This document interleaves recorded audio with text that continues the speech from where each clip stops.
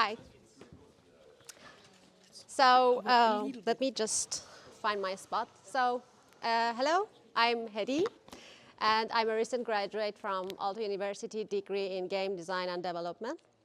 Today, I'm here to share my journey, which is more like an artistic and personal journey that I had for my thesis, which focused on integration of a procedural system into an artistic workflow for making environments for a game called Lumios. Yeah,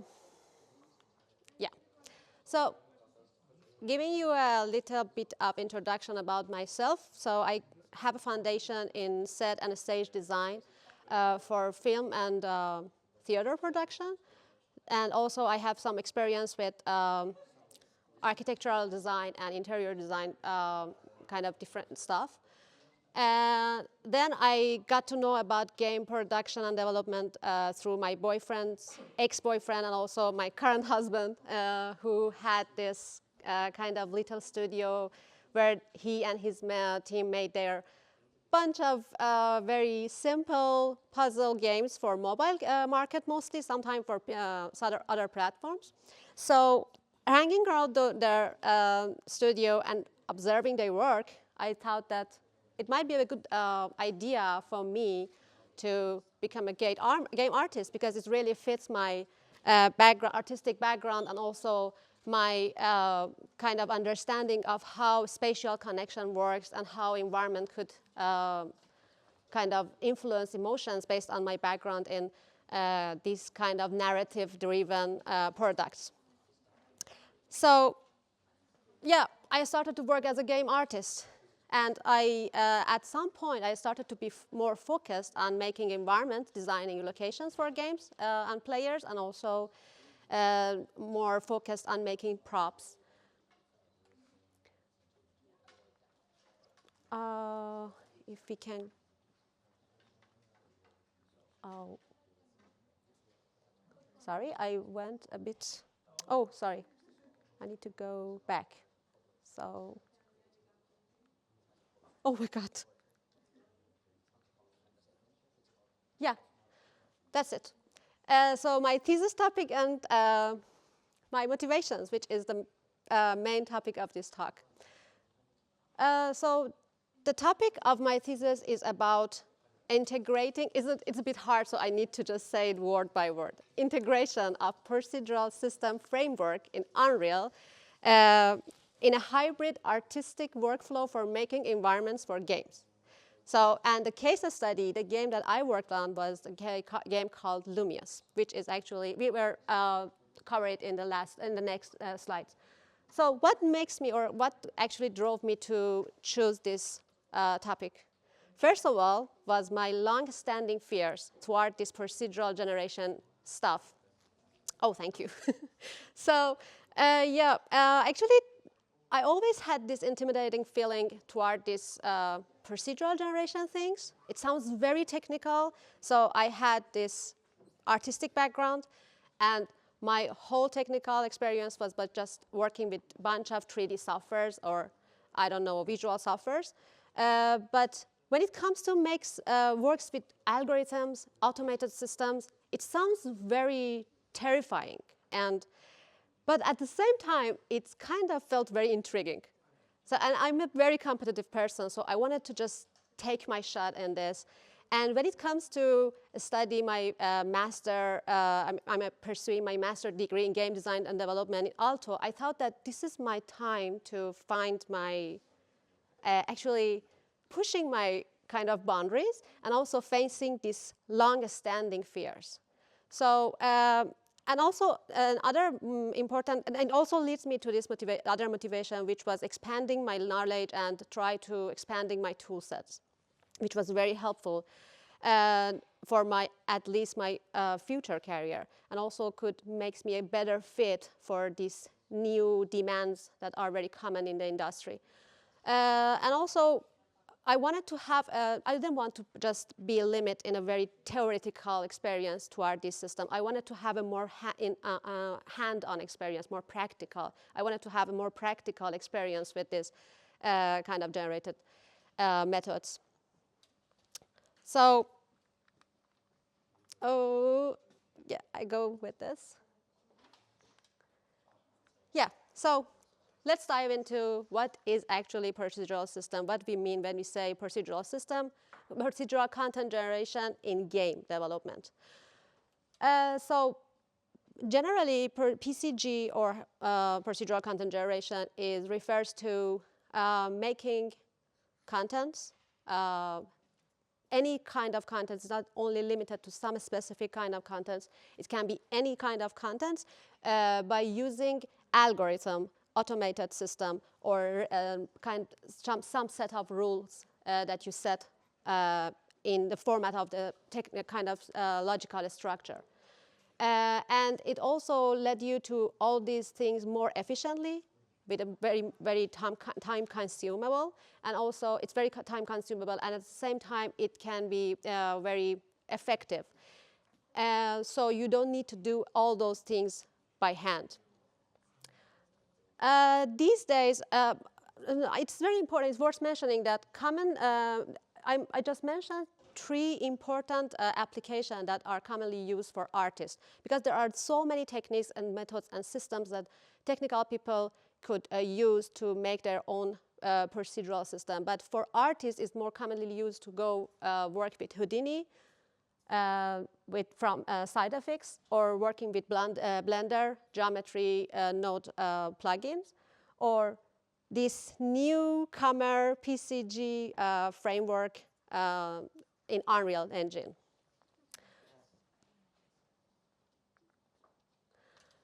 So what are the examples of content generation that can, what are the examples of the game contents that can be generated and kind of create through these systems? There are different kind of content. They can be combats, encounters, combats. They can be different kind of animation system. If you want to just populate your game with different kind of animations, you can use this system to generate different animations that are kind of adapted to different situations in your game. You can also use it for making game assets for the environments and kind of distribute them across the levels in some specific rule set that you define for your structure and your kind of PCG system. You can also generate endless number of puzzles, a vast amount of dungeons and level designs. It all depends on your requirements, but it's not limited at all. So you also can go more crazy and make your dialogue systems, a different kind of dialogues, different kind of text for your NPCs, or making your sound effects. All the material system can be done and generated in a procedural way. So it's a very broad kind of context and very broad area. So, but it sounds very amazing when it comes to talking about making infinite kind of replayability for your game. You can just have endless amount of content. But is it the best way and everybody are comfortable with it? I don't think so. So most of the time, artists have a lot of concern when it comes to speaking about procedural system, or when they kind of inform that there going to be some PCG system used in their pipeline or in the production that they're actually participating in. And what are these concerns? Why it's actually not very convenient for most of the artists? First of all, because there is a big fear that they think that they might lose their artistic control.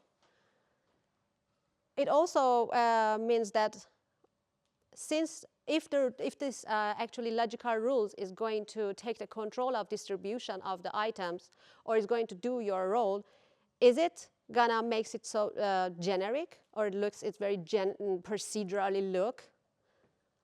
And also, it also leads to some other concern, which is actually, is the tool is going to dictate the artistic direction of the game, or you is going, I mean, in fact, it should be the other way around. But sometimes it feels that tool is going to be your master and you are going to serving the tool, which should be the opposite way. Also, the other one also is going to be, because if this feels generic, it also can make all the kind of environment or all the contents very look similar. So it can just reduce the uniqueness and personality and that kind of artistic touch that you want to have on your creations. And if you want to be honest, I am, for example, an artist. So working with those complex and very confusing systems can put an extra kind of burdens on me that might not be very comfortable to work with.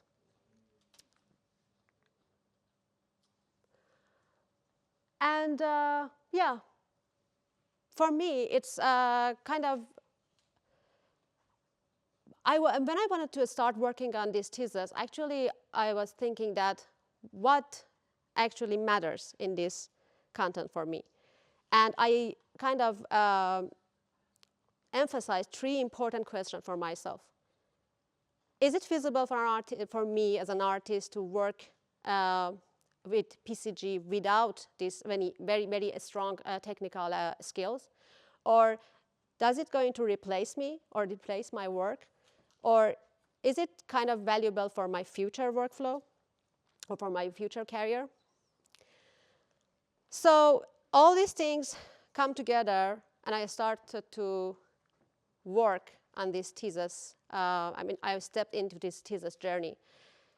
The first things that I wanted to ensure was that what kind of project I want to work on. So that's the point that I got into this project called Lumios, which is actually a game from Aalto University, from the game design and development student.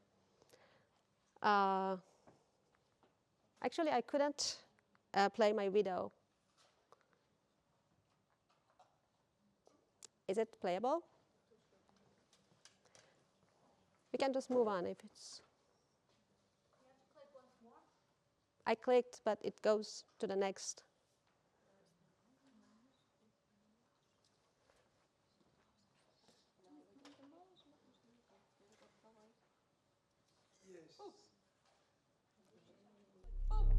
Oh, thank you. Yeah. Here we go.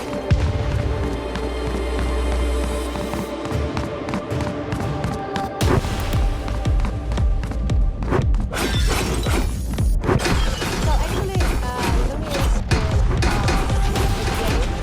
made with a team of 8 students from in game project course. It was initially pitched by Peter and Yami.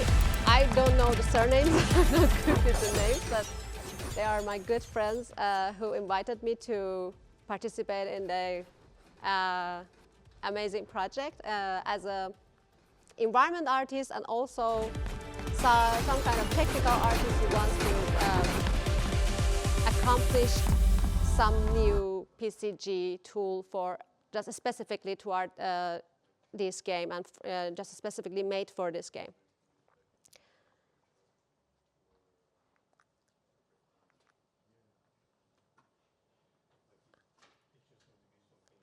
Can we go to next slide?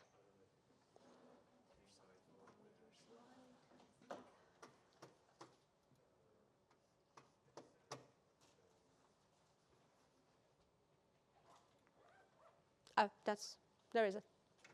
Yeah. So, little about Lumios. Lumios is a isometric adventure game. Not adventure, sorry. It's supposed to be an adventure game, but right now, Lumios is an isometric action game. Levels in Lumios consist of chain-connected rooms. Each level is focused on a specific part of the gameplay and game design. Some of them has kind of more like there are vendor spots, and some of them are for more gathering the currency and also going for looting and this kind of stuff, and some of them are more battle oriented. The artist style of the Lumios actually was going to be stylized, low poly, with some kind of matte style of painting. And also it was kind of inspired from games like Cocoon. As I said before, as I mentioned, my contribution to this game was both working on a PCG aspect, a procedural generation aspect of the game, making a tool in PCG to integrate in the artistic and also in the environment design pipeline, and also make sure that the environment not only function well, they also look neat and kind of align with those art direction that we had for the game. So the initial concept were produced by our art vision holder, Yami, and they helped me to get derive some specific keynotes for starting my work, and also just picturing my road plan of how I'm going to accomplish these levels and these kind of environment things for the game. So 3 important keys that I got from I kind of fixed with the art team and also with Yami specifically was the isometric view of the game was fixed. Art style was supposed to be a 3D art style. It was also fixed because I needed some well-structured rules to be kind of certain, and I'm going to make the first structure, the basic structure based on those and they are not going to change in further. And also, we kind of got to this agreement that each level, which was consisted of different rooms, each of those levels could cover part of the story, and also it kind of represents the part of this universe. Oh, I kind of forgot about the story. There was also a story for this game. You are the son of God, or you are sun god, something like this, and your character is supposed to defeat its universe and also its people from these kind of machine-like invaders. So the game also offers some kind of agency to players to build different kind of builds by using different talents that they gain during the game at some specific spots, and also some abilities and some weapons are going to be unlocked during other spot, in some certain spot in the gameplay. So first of all, I wanted to define what is actually my strategy for combining PCG in my workflow, in my traditional workflow. So I knew I was kind of completely sure about the different aspects of my current workflow as a game environment artist, but I wanted to just invite some new guests into it to make it more enhanced and also streamline it a bit as a helper, as assistance. So I called this workflow hybrid workflow, which means that I want this servant, PCG, I'm not going to use these strong things, but anyway, I wanted this PCG thing to do the kind of labor-intensive part of the work for me, which was making the basic structure of each level as quick as possible, and then I, as an artist, step in and start to adjust and do the refinements and also do the polishing part more freely and also with more kind of focused, and also put more kind of my time into that part instead of just doing this repetitive and very kind of exhausting and boring works of just placing every piece of the environment by hand and one by one. And I wanted to also explore, one of my main approach was also explore this potential benefits and also the disadvantages and shortcomings of using this automated system. I wanted to just experience it from the very close encounter. So first step for me was trying to picture my roadmap, and also by making this timeline. But this timeline is not the first version. It's not a very early version of my timeline. The first sketchy timeline was completely different from it, because I didn't have any idea what kind of journey I'm going to step in, I'm going to start. So but what you see here is the final and the most realistic timeline based on what exactly happened to me in real life. The work I did on Lumios actually divided to three important parts. The first part was the development of the custom PCG tool that occupied the most part of my time and also my focus. Evaluation and final adjustment came after this part, when the tool got to the point that we could make the first kind of playable test prototype style of levels, and we could just test it. We went to evaluate the workflow, me and Yami and a couple of other artists in the team who wanted to take kind of part in environment design. And then after this testing and evaluating phase, we started to refine the tool in order to make it more powerful and more capable aligned with our requirements and our approaches. And then the final phase was obviously making the levels, polishing them, and finalizing them for the final demo playable version. So I made this illustration. It's not like a detailed one, but it actually gives you a grasp of what exactly I've done during this tool development process. I started with, and I really need to mention this, that the whole making the tool, PCG tool in Unreal, for me was a complete experience of constant iteration, constant self-learning. I had to learn, execute, learn, execute, just kill my part of my job. I just had to remove the very substantial of all those things that I made. And then I started to make over and try to do a lot of trial and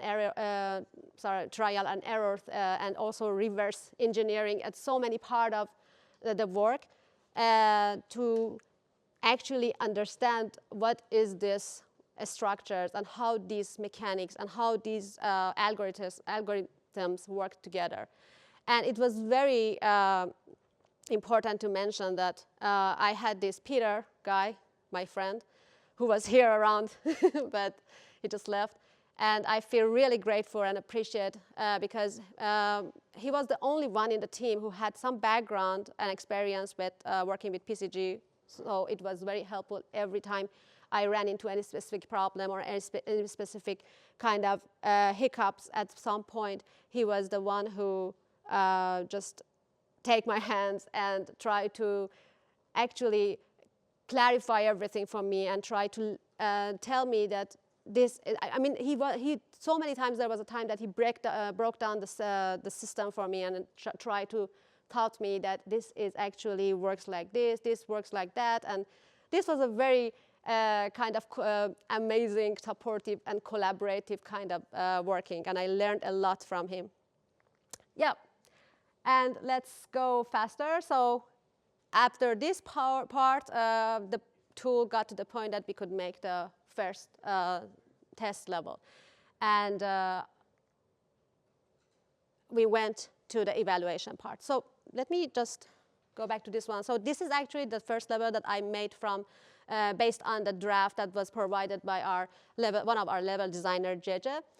And then me, Yami, and as if I remember correctly, one of the other artists in the team made 3 different levels with the same tool. And we just gathered and we just collected our data, our feedbacks, and our kind of reflections toward this this kind of hybrid workflow. And based on those, actually we try to evaluate, first of all, how these kind of working fields for the artist. And we covered different parts and different aspects of this workflow, which was usability, flexibility, artistic control, and also player visual experience. In each of these parts, there were some benefits, there were some advantages, there were some strength points, but at the other part also we faced so many shortcomings and also flaws that needs to be taken care of, and we had to address them in some way. Tool was actually intuitive. The working with tool was completely intuitive for 3 of us, or at least for 2 of us, as long as I remember, as far as I remember. And also, this was very flexibility because of these important facts about procedural system, which they are completely non-destructive systems, and you can have any last-minute chance without any specific concern about jeopardizing the whole system or the whole project. From the artistic control aspect, I should say for me and Yami, it was kind of different experience. For me, it already provided reliable artistic control, and I could add my other adjustments very easily. And also, there was also a big flaw in these levels, these test levels, that, as you can see in these pictures, so many of the levels look so repetitive, and there was some kind of monotony in the environments that we need to fix them as well. So we've came up with different ideas to just address those kind of shortcomings of the system. First of all, I came up with some other structures and add other different properties, and also add other items to the tool, like this sand generation features, to let artists have more property, have more parameters, have more items to bring more variation into their environments. For example, these sands, not only the sands items, they could also use as a kind of water, the patches of water, or also patches of grass in different kind of levels. So it brought more variation. This is one of the examples that I just tried to solve that specific problem with the variation. And also the other idea that I came up with was this, and for the visual diversity, was making more assets and more modules for using in the game. And also, this was the procedural stairs, because we still felt a bit kind of labor work intensity in some part of the workflow. We had to connect the rooms by some solid kind of static mesh stairs. So we wanted to make it more flexible and also make it more dynamic. So one of our technical people made these procedural stairs, Jeremy, and I'm really thankful, because it was really, just level up the workflow in a very broader sense, and it was amazing. So yeah, and this one, can we also play this one? If I can't play it from here, but let's move on if it's not possible to play it. Anyway.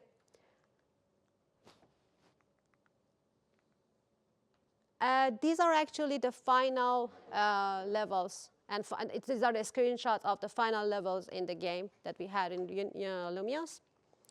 I think we came up with more diversity and more visual kind of compelling look after the evaluation phase. We kind of felt proud of it. So. Yeah, I'm going to go and cover this part also fast. So if I want to just share my overall reflection, and I should say that actually my foundation, my understanding, and also what I got as an insight in this specific experience, shaped with some benefits and also some disadvantages. The benefits of using PCG as an artist for me was definitely it reduced manual work, and it was really efficient for me as an artist. It also allows me to focus on more creative part of the work rather than just being occupied with those parts that feel so kind of boring and tedious. About the artistic control, I'm not going to just say that what I think can be generalized to all the artists, but in my opinion, there is a correlation between the complexity of the system and also the well-structured kind of characters of the system, and also those probability and also those capability that it offers to you as an artist. So if you can have a well-structured and very strong if you can come up with this kind of tool that are well-structured based on the design, and also it has been designed toward your artistic approaches and artistic needs in the game, I think it's not your silver bullet, it's not definitely perfect, but it can cover so much the necessary things that you want as an artist in the game. And definitely you need to just add your touch at some point manually, which is also part of the enjoyment of this artistic process. If you ask machine to do everything, so what's the point of being an artist? So I think from the artistic control, it's okay, it's fine for me, but it can be better, definitely. It's definitely scalable and flexible. It can just let you to make vast amount of levels in our game, at least. Makes it much more efficient. And also, I believe I got a very more technical oriented mentality rather than what I had before. I just saw everything from the fully artistic aspect, but this time it made me very more acquainted with you know, what I want to say is that this time, if I just enter a room that people are talking about procedural generation, I'm not going to escape from that room. I just sit and listen to those people because now I know what they are talking actually about. Maybe I'm not that much accomplished or competence, but at least I know the basics, and it's very helpful, and it makes me to start the conversation with technical people in a more kind of effective way. I'm so bad with this. Sorry. And also on the challenge. A steep learning was freaking curve. The trajectory of the learning was, I don't know, it was I don't know, sometimes unbelievable. Sometimes I burst into tears, and I wanted to give up. I always have this backup plan that, okay, I have this idea for making a board game. So if I just I just got failed in these procedural things, I'm going to switch my plan and start working on mine. So my supervisor is sitting here, just like a confession. Yeah, and that was, but it was really rewarding at some point when I started to learn more and more, and I got I start with the very little achievements. So I felt that, oh my God, I'm progressing, and it feels so rewarding and refreshing. So I really suggest it to, if you are a challenging person, do it, that you don't lose so much. And balance complexity. Definitely you need to balance, we really need to find a very neat balance between the amount of labor work and the amount of automation. Otherwise, you should fall into any of these sites, and it can just break the whole system and whole workflow for you.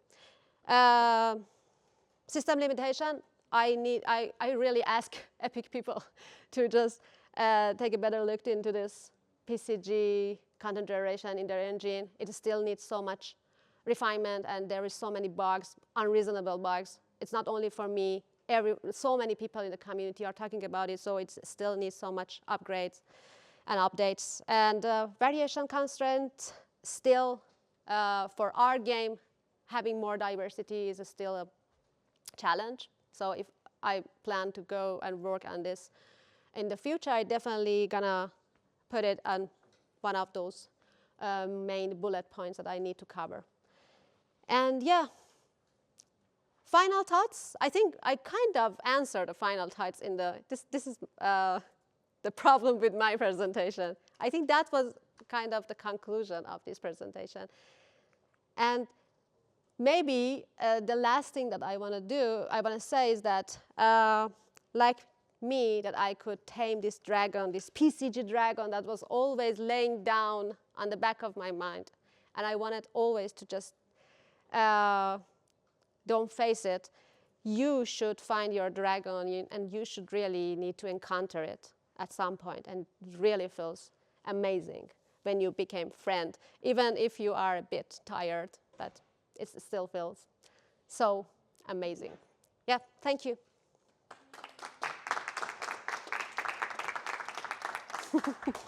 Am I in?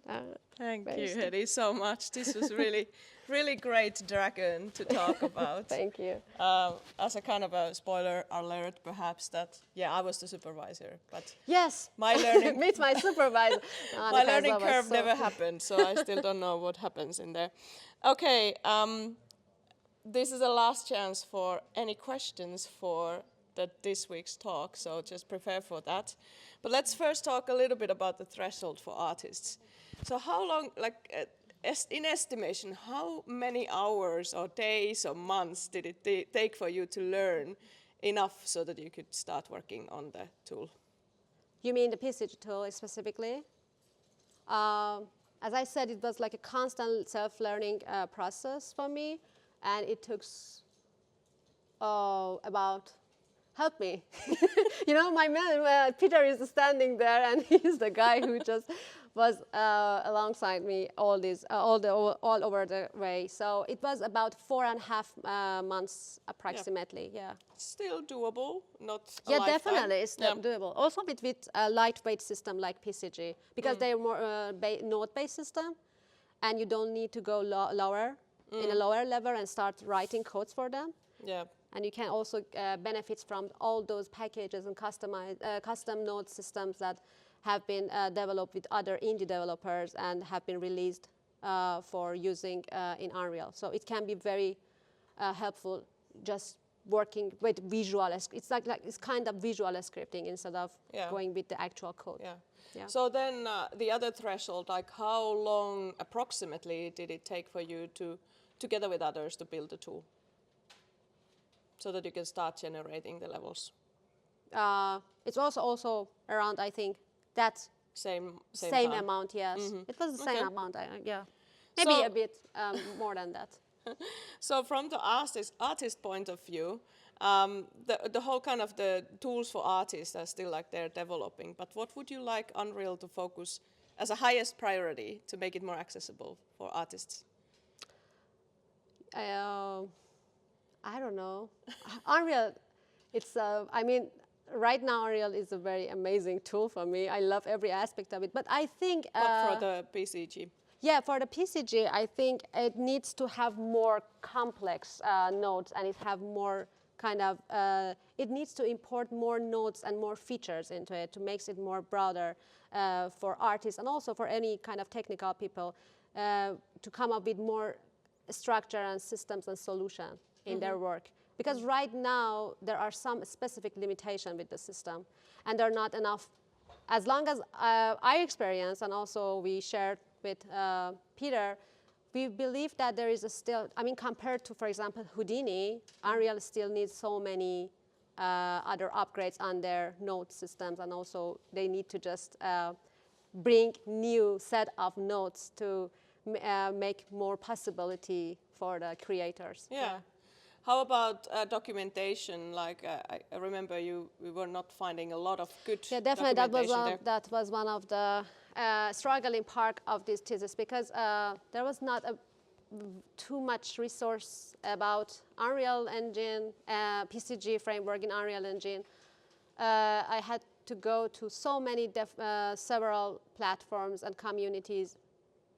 Just to access the still, information. you know, there are so many tutorials about PCG system in Unreal on YouTube, for example, but most of them are covering kind of the same subject, yes, which is more about how you distribute your foliage and your plants, your kind of vegetation in open world games. This is more about these kind of topics. It still need to be kind of tribes and it gets more, I don't know, get more kind of different experiments and different experience. It needs to be more field for more type cases. of works. Yeah. So maybe someone, if you're planning to make YouTube content for that, there is definitely. a market for it. Exactly. Audience, any wise questions at this point? So, okay. It doesn't seem like people are sort of having, it's very good presentation so far, so no questions asked. But then, you know, the pressing question between GenAI and PCG. From the artist's point of view, I can guess what you would choose. GenAI and PCG, which or PCG, is this a question, is or? I think both of them are effective. You can just make a very good combination of them together. Yeah, you can just hire both PCG and this is actually was my first idea, but I didn't have time to get into this for the thesis because due to the time limitation that I have. But yeah, I think both of them works perfect. If I want to go with one of them, if I have to go with one of them, GenAI is my choice. Still? Yeah, definitely. Okay. It has more broader opportunity. It brings more broader opportunity. Yeah. So because of the limitations of the tools and those kind of things. You mean the procedural systems? Yeah. I'm not saying that I know everything about PCG world. I'm not that on that level. But I think how GenAI is advancing these days is way more faster. And I also heard from my advisor, who is a very accomplished technical person. He also said that I don't know. He predicts that GenAI is definitely going to replace procedural system in future. So I think if you're wanna just choose one of these topics for your future career, GenAI might be more applicable and more better choice. Yeah. So shout out to Antti, right? To your advisor. Yeah, shout out to Antti. Yeah, definitely. Cool. I was thinking Antti. All right, so thank you so much, Heidi, for this. So and your thesis is available for anyone to read, so all of those details can be there. And where is Lumios available? We have our itch.io, and I think I shared the link with you, so I can. We can put it on the Discord. Yeah, definitely. You can just have it on the Discord, and you can also get it from my own ArtStation. I'm not sure if I share the ArtStation link, but yeah, you can just have it over there. Thank you, Heidi, so much. You're welcome, and thank you for having me here. Big hands to